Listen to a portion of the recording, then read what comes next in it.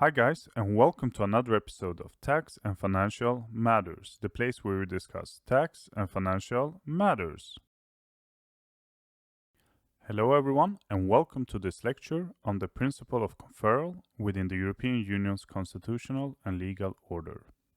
In this session, we will explore a cornerstone principle that sets the very boundaries of EU action, that the Union must act only within the limits of the competencies conferred upon by its member states. We'll trace its origins, explain how it's enshrined in the treaties, consider key Court of Justice of the European Union rulings, and reflect upon its implications for the balance of power between the EU and its member states. Before we dive deeper into the finer details, let's clarify what we mean by the principle of conferral. In essence, the principle states that the European Union cannot just act on its own initiative in any policy area. Instead, it can only operate where the treaties have explicitly granted it the power to do so. Each step the EU takes must be backed by a specific legal basis in these foundational agreements. This principle has its roots in the very nature of the EU as a union of sovereign member states. Throughout the EU's evolution, from the European Economic Community era right up to the modern European Union, member states have only handed over certain well-defined competencies, never granting the Union a blank check. You can find this idea clearly spelled out in the Article 5.1 and 2 of the Treaty on the European Union, a point that the Lisbon Treaty made even more transparent. In short, the principle of conferral sets the outer boundary of what the EU can and cannot do, ensuring that any action the Union takes has a firm footing in the treaties agreed upon by its member states. To begin, let's consider what the principle of conferral means in the broader constitutional context of the European Union. Historically, the EU, initially the European Economic Community, did not emerge as a fully sovereign state-like entity. Instead, it developed from international treaties where sovereign states agreed to share certain powers. Over time, the Union's powers expanded, but always on the basis of explicit agreement among its member states. The principle of conferral, enshrined in Article 5.1 and 2 of the Treaty of the European Union, provides a fundamental limitation. The EU can only act within the competencies that the member states have conferred upon it. Competence here refers to the legal capacity or authority to legislate and adopt binding acts in a particular policy domain. Thus, no matter how pressing a certain policy issue might be, the EU must first identify a treaty provision that grants it the authority to legislate or take action in that field. This principle is intimately connected to the EU's nature as a union of member states. It ensures that sovereign prerogatives remain primarily at the national level unless the treaties clearly shift them to the EU level. Without conferral, the EU's institutions could claim an open-ended mandate, drastically altering the careful constitutional balance negotiated by the member states.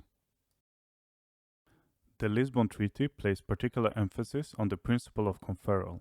Article 5 explicitly states that the EU must act within the competencies conferred upon it. The Treaty on the Functioning of the European Union makes the scope of these competencies more explicit, categorizing them into three main areas. The first one is the exclusive competencies. Only the EU can legislate and adopt legally binding acts. Member states can only act if so empowered by the EU or for the implementation of EU acts. Examples include the common commercial policy and the custom unions. The second one is the shared competencies. Both the EU and the member states can legislate and adopt legally binding acts. However, member state action is preempted in the areas where the EU has already exercised its competence. A prominent example is the internal market. And the third one is the supporting, coordinating or supplementary competencies. Here, the EU can only support or coordinate member state action. It does not preempt national competencies. Policy domains such as education and culture often fall here. The principle of conferral works in tandem with the two other constitutional principles governing the EU's exercise of power, subsidiarity and proportionality. Subsidiarity in the Article 5.3 ensures that if the EU does not hold exclusive competence, it should only act if objectives cannot be sufficiently achieved by the member states alone. And the proportionality in Article 5.4 demands that the content and form of EU action should not exceed what is necessary to achieve treaty objectives. While these principles guide the scope and manner of the EU's exercise and competencies, the principle of conferral determines whether the EU has the power at all. The Court of Justice of the European Union plays a pivotal role in delineating the practical reach of the principle of conferral. One illustrative example is case C 376/98, known as the Tobacco Advertising 1 judgment. In this case, the court annulled an EU directive that sought to prohibit certain forms of tobacco advertising under the internal market competence. Although protecting public health was undeniably an important objective, the court concluded that the chosen legal basis did not align closely enough with removing trade barriers or enhancing market integration. This decision underscored that even well-intended measures must rest on a treaty provision genuinely suited to the main purpose, ensuring that every EU action remains firmly anchored in the competencies conferred by the member states.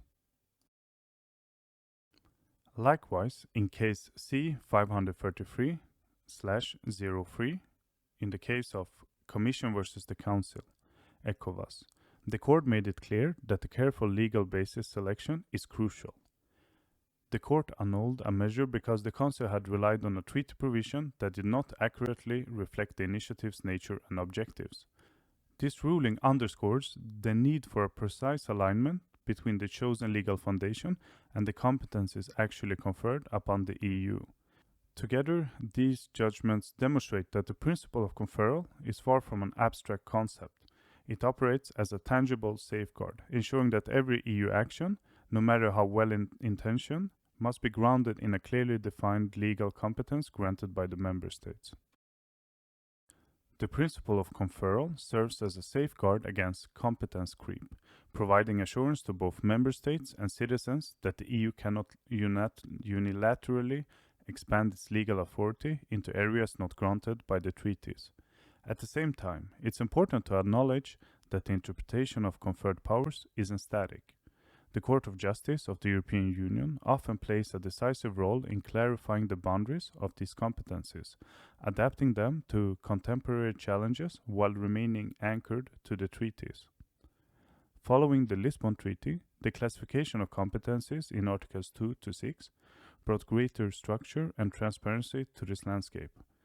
By clearly delineating which areas lie exclusively with the EU, which are shared, and which involve only supporting actions, the treaty helped maintain the legitimacy of the Union's governance and reassures member states that any shifts in the balance of power emerge through agreed legal frameworks rather than the unchecked institutional ambition. National parliaments and citizens gain significant leverage from the principle of conferral, as it provides a clear benchmark against which the legitimacy of EU actions can be measured. When an EU measure appears to go beyond the competencies assigned by the treaties, these stakeholders know where to look to assess compliance. Should a measure indeed lack an appropriate legal basis, the court can annul it, ensuring that no act stands if it strays beyond the authorized scope of the Union authority. This mechanism reinforces democratic legitimacy and accountability, striking a careful balance. The EU remains effective in pursuing its objectives, while the member states and their populations retain confidence that the EU authority is firmly grounded in the treaties they agreed upon. In conclusion, the principle of conferral stands as a cornerstone of the EU's constitutional framework. It sets the boundaries within which the Union can operate, ensuring that every EU action is grounded in competencies expressly conferred by the member states. Yet these boundaries are not static. Treaty language, shifting political priorities, and evolving jurisprudence from the court all influence how competencies are interpreted and applied. This dynamic equilibrium maintains a careful balance. On the one hand, it prevents the EU from overstepping the limits agreed upon by its member states. On the other hand, it allows the EU to respond to new challenges when its legal foundations support doing so. Understanding the principle of conferral therefore offers deeper insights into the EU's constitutional identity, an identity shaped by the interplay of sovereignty, integration, and the rule of law. Thank you for joining me today. I hope this lecture has enriched your understanding of the principle of conferral, its role in EU governance, and the ongoing evolution of Europe's constitutional landscape. I look forward to seeing you again in the near future. Goodbye.